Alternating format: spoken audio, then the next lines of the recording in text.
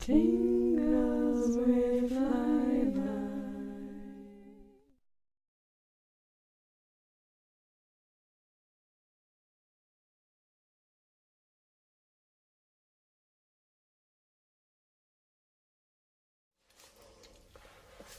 Hello my tinglings. I'm going to be doing a short series of videos about kind of how to speak Australian, I guess, for you. But just anybody who is new to my channel doesn't know my history. I have lived in Australia for 6.5 years, and I am an Australian citizen, so woo-woo. So, and obviously, probably from my accent, you can guess I'm American. I grew up in the States up until I was 25, and that's when I came over to Australia. So, that is the context for this. So it's mainly a tutorial. The first few words, I have about 20 words that I'm going to go through with you on this video. And then we'll probably have a couple other videos at some other time. But the terms that I'm going to go, the first part I'm going to do is words that you probably already know and don't know how you should pronounce, even though you might think you know. And this is basically to Americans. And then I'll just go into some other terms after that. And then we'll just talk about different Australian terms that are way different from the US. So the first part is the pronunciation. And you'll notice when I said Australia that I didn't say Australia and Australia. I'm trying to think how Americans say it, because they say it even stronger than what I said. So the main way that I think is just kind of an sound and then just say Australia. So Australia. Because even though it has that AUS at the beginning, Australians do not pronounce that as Aus. It's us, well, Australia. And so if you say Australia, it's really kind of grating and doesn't make you sound like you know what you're talking about. Well, I guess you don't, but that's okay. That's why you're watching this video, right? To learn. So anyway, so that's one that's always funny for me. I think most of my family have picked up on that one now. Yeah, I think they've mostly picked up on that by now. But at first, it was very jarring for me to hear that, because I kind of picked up on that. Obviously, Australians will actually pronounce it a bit different. They'll say Australia. Anyway, it's a bit different. So I'm just telling you how to still say in an American accent, but pronounce it in a way that doesn't sound like you're saying the wrong word. So on the same token, we have the word Aussie. So this is the word A-U-S-S-I-E. And just pronounce it just like you would Ozzy Osbourne. It's not Aussie. No. There is no Aussie in Australia. So close out saying Aussie. Just go with Aussie and you'll be sweet. Other big ones for pronunciation-wise are some of the big cities in Australia. Sydney, people don't have too much problems with. Melbourne, don't say that. I'll tell you in a second how to say that. But this was one I actually had a really hard time. I kind of had to develop my own way of saying it, because the way that Australians say it doesn't really fit an American accent. And so I'm going to tell you the way I say it, and I think it's the best way to just, it's a good in-between way. So it's just Melbourne. So just kind of do the first bit, Melb, and then just Melbourne. They say something a bit more like Melbourne, because they have that R sound that is a bit more just really, really slight. So obviously when an American pronounces an R sound, it's very strong. You hear it very strongly, just like in the word strong. Whereas there are certain places, particularly after a vowel, in Australia where they'll pronounce kind of the Melbourne. I'm not good at it. So that's why I still try and stick with an American accent, but kind of meet a middle ground. I don't say Melbourne because that's not the name, that's not how it's pronounced. It's pronounced Melbourne. So if you say Melbourne, people won't look at you weird. If you say Melbourne, they'll tell that you're fresh off the plane.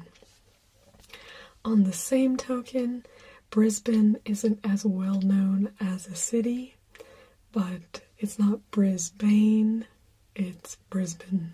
So Brisbane, not Brisbane. So you can keep that in mind. If you want to sound like a local American in Australia, then Australia, Australians, Aussie, Melbourne, Brisbane. Those are my 5 little keys as far as pronunciation goes. Now, moving on from pronunciation, we're going to get into a few terms. So I have a few terms that I'm going to teach you, and a few stories to go with some of them. Australians have a big thing about slang and shortening everything, turning everything into kind of a nickname, everything like that. So you have brekkie. So I'll put that one up on our screen here. So brekkie, spelled like that. Actually, you can probably spell it with an IE as well, but more common with a Y. And that's breakfast. So you're not going to have breakfast, you're going to have brekkie. People do say breakfast still, but it's just, so Hungry Jack's is the Burger King equivalent here, because I think there was already a Burger King here, something like that. Anyway, it's called Hungry Jack's. But so when they don't have breakfast 6 a.m., it says brekkie 6 a.m. to tell you what time, brekkie starts. And then they'll have like big brekkie is like a big breakfast. It's often called big brekkie. So that's a pretty common one. Another one, let's go times of the day. We'll go with Arvo. Wednesday, Arvo. If you want to say it more Australian, it'd be more like Arvo. I'm really bad at the O though. Wednesday, Arvo. I'm really bad at the O.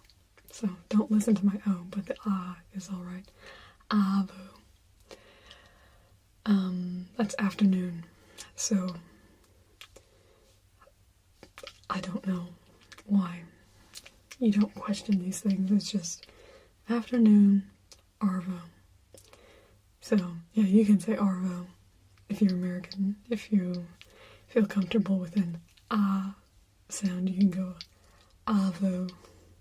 Although if you say avo, that's avocado. which wasn't even on my list, but hey, you got a bonus word there. So, avo, arvo. Let's see, what else do we got? Arvo, brekkie. Next one. So, you may or may not know that in Australia, what I would call a cookie is more generally called a biscuit. So, they do actually, so chocolate chip cookies are called chocolate chip cookies, but anything else that's like a cookie is called a biscuit. So, and then biscuits are also, like you have Tim Tams, which are a little bit more like a bar shape, but they're still kind of a cookie consistency with a filling in between.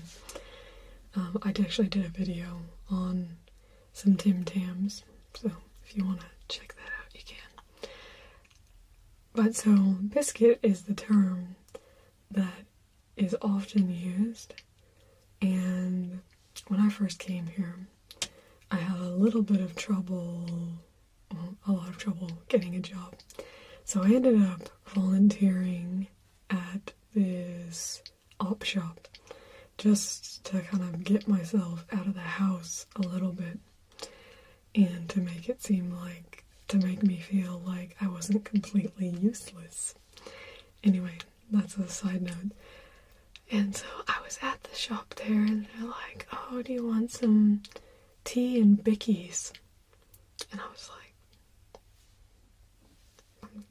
I'm like just going over my mind, which this happened a lot when I first came over, because Australians, they like way overdo the shortening of names. I mean, I love it now because I know them all, but when I was learning, it was a lot. So I'm just like, just bickies, and I'm thinking, okay, tea, I know tea is a drink, so bickies, and I'm just thinking, is that biscuits? And I mean, I guess I'm not the type of person who just kind of, when I'm unsure of something, I am not just someone who's like, oh, what's a biggie? I kind of like to figure things out on my own. And so I was just, and I made the connection, and when my love picked me up that day, I was like, why didn't you tell me about bickies? Like, I can't believe, do you guys really say bickies? Bickies. And I just went off about bickies. It was doing my head in. Because, you know, you got arvo, you got breakfast, you got avo, you got posty, you got... And, I mean, basically a lot of my list is just shortening of normal words. But bicky, just, that one, I couldn't handle it. Bicky, why bicky? So, there you go. Bicky. If you want to sound like a real local, and be like, oh, hey, what's your favorite bicky? Mine's a Tim Tam. Then you really sound Australian. But then you have to know which Tim Tam. Mine are the caramel or the dark chocolate. Although my favorite used to be rum and raisin, and they don't make them anymore.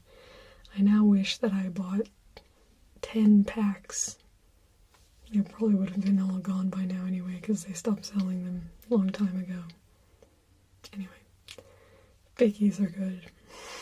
Say yes to bickies, unless you're celiac. Most of them have gluten in them.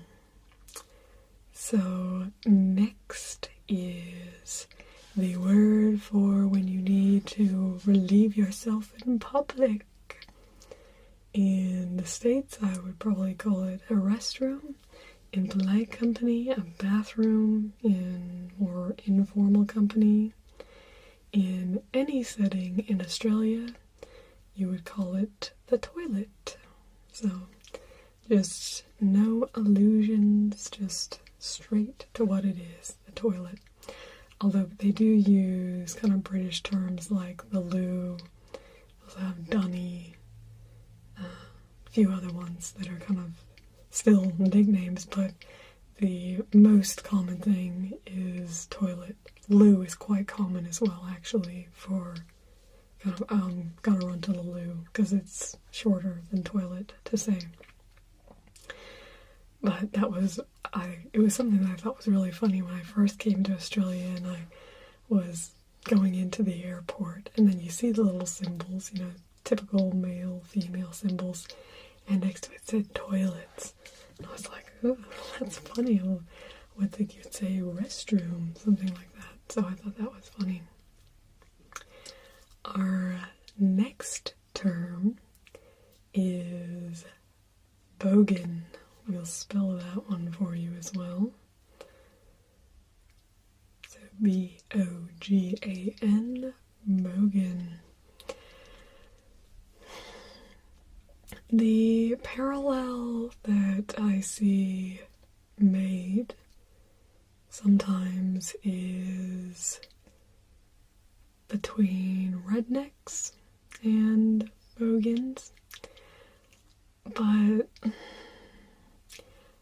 yeah, or kind of white trash and bogans, but it's not quite, I don't think it's quite a perfect analogy. A bogan is something particular, usually a very, you get females that are bogans, but males come across as more bogan, I think. No, you can get females that are pretty bogan. Yeah, never mind. Nix that. They're both male and female bogans. Probably intersex, trans, every gender of bogan. So, tend to be more working class type people, working with your hands, tradies, that's another term. So a tradie is a name for a tradesperson, somebody who works as a plumber, electrician, in construction even. Well, tradie, they also all wear these high-vis clothes. So you have, it's like a uniform. So everyone has, it's either orange or yellow, bright fluorescent orange or yellow, kind of in the top, and then in the bottom half of the shirt you have a navy blue. It's always navy blue, and then the high-vis yellow and or orange. And that's how you know. So you have, some will be fleece, so you can wear like a fleece one, or you have kind of really sturdy ones to give you a little bit of protection if you work in construction, say. But yeah, so tradie. Best way to identify a tradie is the high-vis shirt. And high-vis is just the term they use for, I'm like, all of these descriptions, it's going down a wormhole. But anyway, high-vis fluorescent is what I would probably as an American be more inclined to say would be fluorescent. In Australia, you'd be more likely to say high-vis. Just means high visibility. I think that's clear, but, I can't be sure, can I? So we'll make sure that it's clear. Tradie, I'm trying to think. Bogan, there we go. Most bogans would probably be tradies. There could be, obviously this is stereotypes, so we're not talking about, tend to be a bit more broader in their accents. So, if you think about Crocodile Dundee, that really strong accent, that's a broad Australian accent. If you have something where they sound, you hear that they're Australian and you're kind of like, oh, I thought they might be British. If you don't know British, if you actually know a British accent, they don't really sound that similar, but to an untrained ear, you can maybe think, oh, are they British? And then it's Australian. That's kind of more general, although received is even more, but we're not going into all those right now. But so they tend to have the more broader, talking really Hi, Karen. Oh, no, I'm not going there. My Australian is not on today. I can hear it in my voice from that one little attempt. No, you're not getting it out of me today. I will practice, and one day I will be worthy of producing something. I don't know how to do anything that's quiet in Australian, because it's really funny, because, I mean, it's kind of a stereotype among Australians that Americans are really loud, which I worked in a call center, and there were 2 other Americans there, and you could always hear us, and people used to always ask the kid next to me, who's that American girl next to you? Because apparently I was really loud, so. But it's because all the women that I hear who I could imitate, I hear at the footy, usually. I mean, I hear my mother-in-law and sister-in-law, but they're a bit more gentle. And my friends, I don't know. They don't say those things that just kind of stick in your brain to repeat, whereas there are certain women at the footy that are just so easy to imitate. Anyway. So, what was I saying? Bogan. Yeah, tend to have a bit more of a broad accent. So, think Crocodile Dundee. I won't try and do it for you.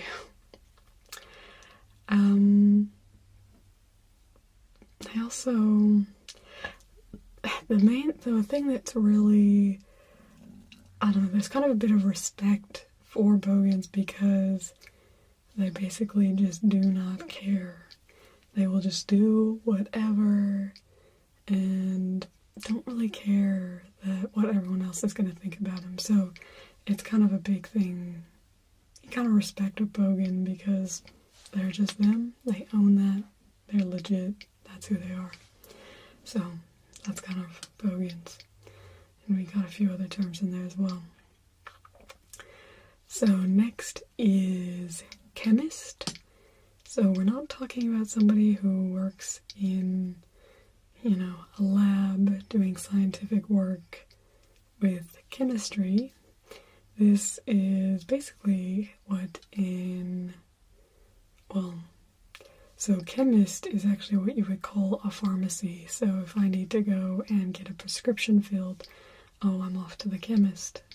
So it's a chemist, and then I think also the pharmacist is also called a chemist, so it's kind of both 2 in 1 there. Fortnight. So I'll put that up there because it's I had heard the phrase before I was here, but I had no clue what it meant. Because it was kind of something I felt like you would see in really old British things. So the term fortnight means every 2 weeks. So instead of saying every 2 weeks, you can say every fortnight. So pretty handy. And lots of things like our rent, we pay fortnightly. So every 2 weeks, pay our rent. Fortnight, get paid once a fortnight, which lots of people get paid once a week and once every 2 weeks in the States. But here you can just say once a fortnight. So it can be a little slightly more efficient in phrases, even though 2 weeks is the same number of syllables. But it's because you don't have to say every, and you say once a. So that's how you save the time. Another shortened word is Aussie. So I know we spoke earlier about Aussie, A-U-S-S-I-E. Aussie is not spelled at all similar, so I'll put that up. It's M-O-Z-Z. We'll go Australian. M-O-Z-Z-Y. I still say Z mostly, so M-O-Z-Z-Y. Not when I'm speaking to customers, which I don't do anymore because I don't work there. But anyway, mozzie, short for mosquito. So, getting eaten up by mozzies. Very common occurrence in the summer. I think that's everywhere though. Pretty common. Postie, which I said. Oh, I never said what postie is though. Postie is a post office worker, somebody who delivers the mail. So postie, kind of, I guess, postman or postal worker, but it's gender neutral, which is nice. So postie. There's a postie coming.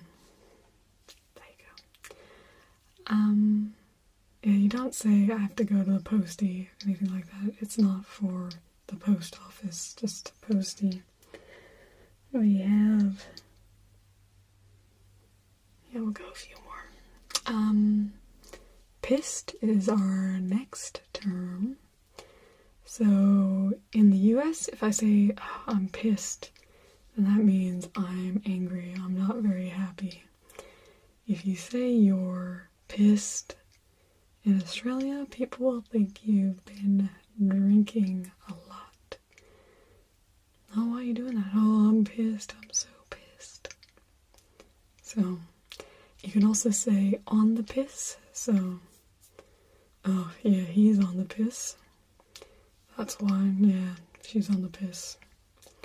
On the piss means you've been drinking. So, just kind of a fun term. Trash is rubbish. I think that's common in Britain as well, but there you go. Rubbish. Shops. So if I was in the States, I would probably say, oh yeah, I'm going to the grocery store. Here I'd say I'm going to the shops. And I think partially is most of the time if you go to a big grocery store or a smaller grocery store, it's in usually in a bigger shopping center. So, and not like in the States where you have it and you have an external door and you might have a couple shops along the side in a strip mall. It's actually an open air mall. So shopping malls with your fashion stores and everything like that will also have grocery stores in them. Supermarket is the term they use here more. But, and so when you go into the shops, that's because all the shops are there. But you get, so like, we have 3 main shopping centers that are close to us. One that is a bit bigger, I guess. We don't actually have a super big one that we go to. And then 2 that are fairly small, but you still just call it the shops, even though one just has a post office and probably 3 little food outlets in it. Probably a bank as well. I don't know. I don't bank in person. And then at the other one, there's 2 supermarkets, and there's a chemist, and there's a lot more shops there. There's like a sports store, and a few places to eat, a reject shop, which is kind of like a cheap shop, an equivalent to a dollar store, but they don't have dollar stores here. I mean, and things are more expensive than $1. So, yeah. Anyway, so that's what you call it, the shops. You're going to the shops, that's... You don't have to, I mean, if you're going shopping for something else, you're probably still going to the shop. So it doesn't specifically mean that you're going to get groceries. So there's not usually that differentiation made. You just say, oh, I'm going to the shops. Or you could say specifically the 2 major shops. Grocery supermarkets here are Kohl's and Woolies. So you might just say, oh, I'm going to Woolies or I'm going to Kohl's, to make it specific that you're going to get food. Or Foodland, the mighty South Aussies. I'm a proud South Aussie, so go.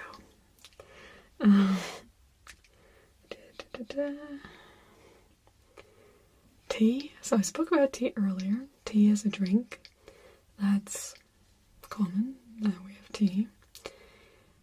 But you also have tea as a meal, which I think must be British as well, because they have a tea break in cricket as well. But it's not something that I think is used. Well, I never heard of it before I came here and was watching cricket. Well, yeah, that was the first time. But so dinner, you might call dinner tea. So it's not common. Lots of people still say dinner. I'd say more people probably say dinner than tea that I've interacted with. I've not done a linguistic study on it, so that's just my general feel. But you get a few people who say, oh, eat your tea, and that means, you know, eat your dinner.